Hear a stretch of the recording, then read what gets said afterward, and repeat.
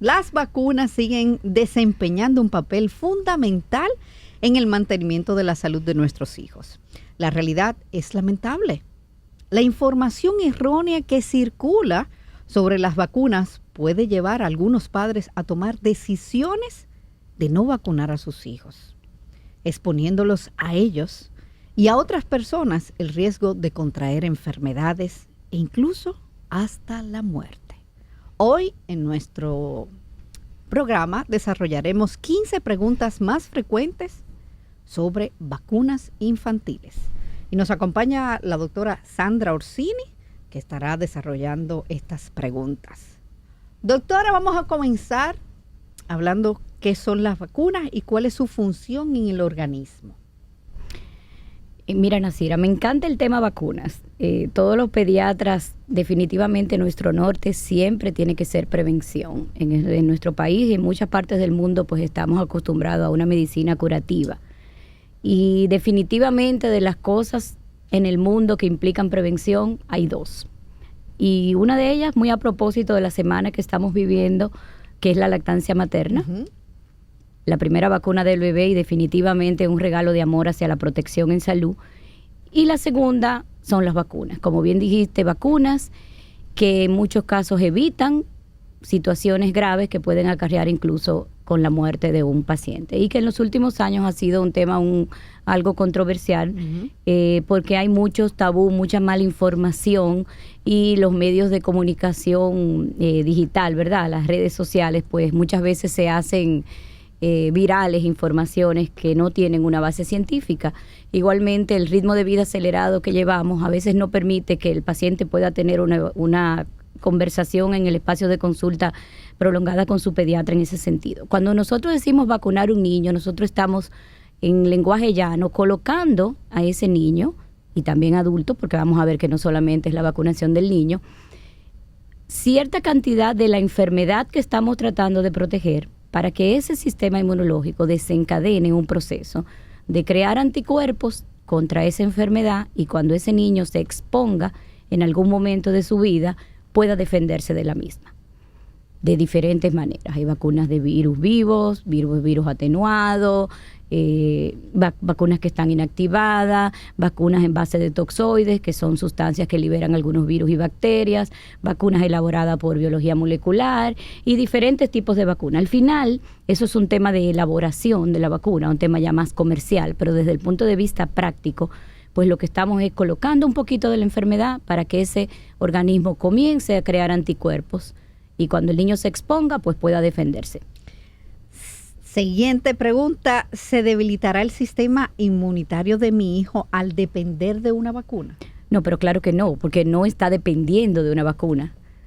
O sea, el hecho de que tú le coloques una vacuna al niño, ese niño no significa que va a depender de eso para que su sistema inmunológico funcione. Sencillamente, si tú te enfermas, por ejemplo, de varicela, uh-huh. tú vas a crear tu organismo de manera activa anticuerpos contra la varicela porque te dio. Cuando tú le pones a un niño la vacuna, tú le estás poniendo pequeñas porciones para que cuando el niño se exponga no haga una reacción exagerada. Obviamente, el riesgo de la enfermedad es por mucho mayor que cualquier reacción que te pueda provocar la vacuna. En sentido llano, si tú estás vacunada de varicela y te dará leve. A veces los papás ni cuenta se dan, 2 o 3 pintitas y ya pasó. Sin embargo, una varicela, por ponerte una enfermedad en un niño no vacunado, puede ser grave e incluso acarrear la muerte. O sea que el sistema inmunológico no se debilita, por el contrario, yo estoy estimulando ese sistema inmunológico a crear anticuerpos para defenderse de enfermedades que son potencialmente mortales en la persona. Hay una pregunta que le he escuchado varias veces que los padres dicen, pero ¿por qué necesito vacunar a mi hijo si es un niño sano? Si siempre lo amamanté, si es activo, si come bien, ¿por qué debo de vacunarlo? Seguimos. Volvemos al punto inicial. Es como le dije, los padres le pueden hacer una pregunta a ustedes en el consultorio, pero no dicen, no, pero es que yo no me he quedado conforme, voy a volver a preguntar. Y le escriben por WhatsApp la misma pregunta, ¿eh? Por eso se la estoy haciendo en diferentes formas. Si o sea, cuando ponemos vacuna a un niño sano, que está bien nutrido, que está bien alimentado, nosotros estamos ayudando a ese sistema inmunológico a crear anticuerpos para enfermedades que potencialmente pudieran quitar ese estado de salud. La lactancia materna, y así inicié la mañana de hoy, es la primera vacuna que recibe el bebé. Pero es la primera vacuna porque ayuda a fortalecer el sistema inmunológico. A través de ella, la madre pasa anticuerpos al bebé que ya ella tiene y que tiene porque sufrió esa enfermedad o porque fue vacunada para esa enfermedad. A través de los alimentos tenemos un buen estado nutricional que nosotros nos va a permitir, si nuestros niños enferman, poder defenderse mejor de las infecciones. Obviamente, un niño malnutrido va a tener muchísimo más complicaciones por una varicela, por una rubeola, por una papera, que un niño que esté en buen estado nutricional. Sin embargo, esas cosas no lo hacen crear anticuerpos específicos para una enfermedad. Sí tener una lactancia materna, estar en salud, alimentarse bien, no tener anemia, va a permitir que la respuesta del sistema inmunológico de ese paciente a las enfermedades sea mejor, pero no lo va a hacer crear anticuerpos específicos para una enfermedad. Por ejemplo, mi hijo come todos los vegetales, por eso está protegido contra la varicela. No. Él come muchos vegetales, tiene muy buen estado nutricional, pero no tiene anticuerpos específicos contra enfermedades puntuales y graves. Y menciono varicela porque probablemente lo que está en el boom, tenemos un año y pico con un brote grandísimo, pero igual está la vacuna del neumococo, está la vacuna de difteria, toferina, tétano, y enfermedades que han venido surgiendo en los últimos años cuando se flexibiliza un poquito con el tema vacunación. La pregunta no es una pregunta, es como una acción que hacen todos los padres. Y es darle acetaminofén. Dice, vamos a ponerle la vacuna. Entonces, ese es una hora antes, una hora antes o 2 horas antes, le dan acetaminofén al niño en lo que llegan a vacunarlo. Hace como 2 horas que le dieron el acetaminofén. Y le ponen ¿por qué? Es una práctica muy dominicana, sí. Esa muy dominicana. No sé si Hablemos pasará en de otro eso. sitio. Pero mira, no tiene ningún sentido lógico. Yo le hago este ejercicio a los padres. No hay que dar acetaminofén preventivo. Primero, el mejor medicamento que se le da a un niño es ninguno. Porque mientras menos tú medicas a un niño, menos estás alterando un hígado que de por sí es inmaduro. Y el acetaminofén, aunque es aliado 1A del pediatra, porque es de los medicamentos que nosotros utilizamos muchísimo, tampoco es inocuo. Tiene un efecto importante en el hígado y el uso excesivo inadecuado puede crear situaciones posteriormente. Entonces, cuando uno le da acetaminofén 1 hora antes, eso no significa que la puya no le va a doler, porque no es un anestésico. Repítalo de nuevo, doctora. No significa que la vacuna no le va a doler, porque el acetaminofén no es un anestésico. Le va a doler la puya. Primero. Segundo, las reacciones vacunales de las vacunas que pueden dar fiebre, irritabilidad y demás no comienzan en el mismo momento en que la vacuna se coloca. En el mismo momento lo que le va a doler es la pullita. 1 o 2 o 3, la que sea que le correspondan.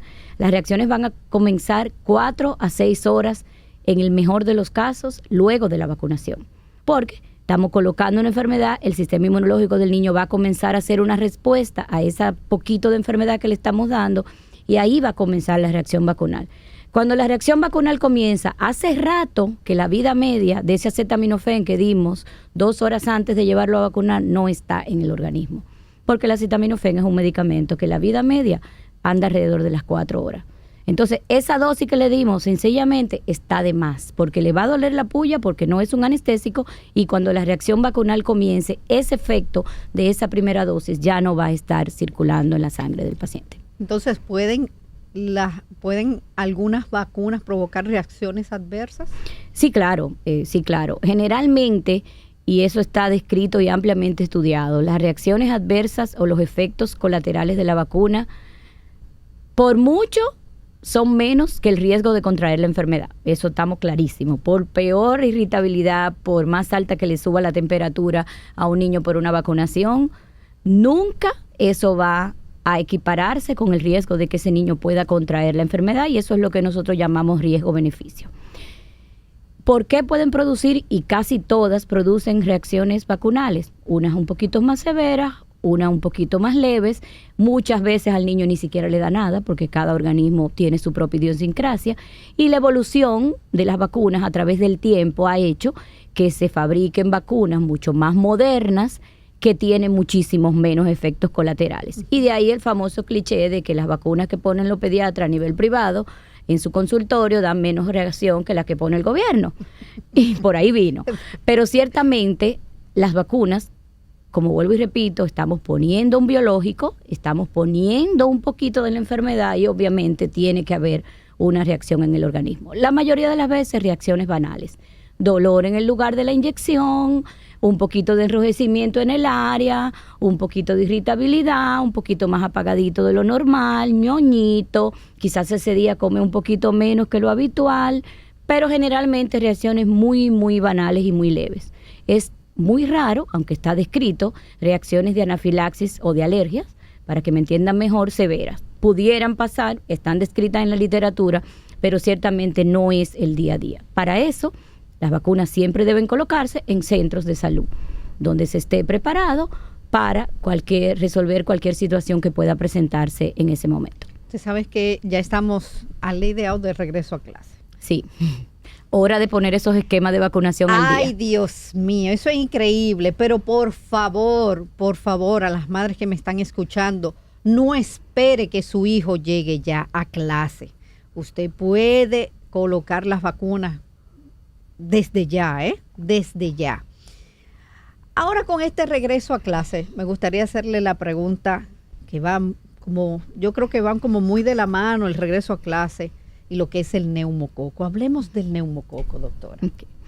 Mire, en ese sentido yo pienso que no hay que esperar regreso a clases para tener esquemas de vacunación completo.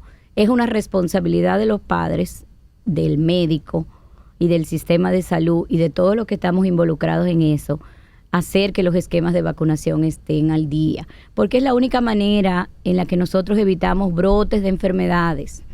Cuando los esquemas de vacunación se flexibilizan y por alguna razón no tenemos vacunas para colocar o los pacientes no se vacunan, entonces estamos siendo presa de enfermedades que a veces estaban medio dormiditas por ahí, y entonces hay 1 o 2 casos que salen a la luz pública y la gente se abarrota a los establecimientos a colocar esquemas.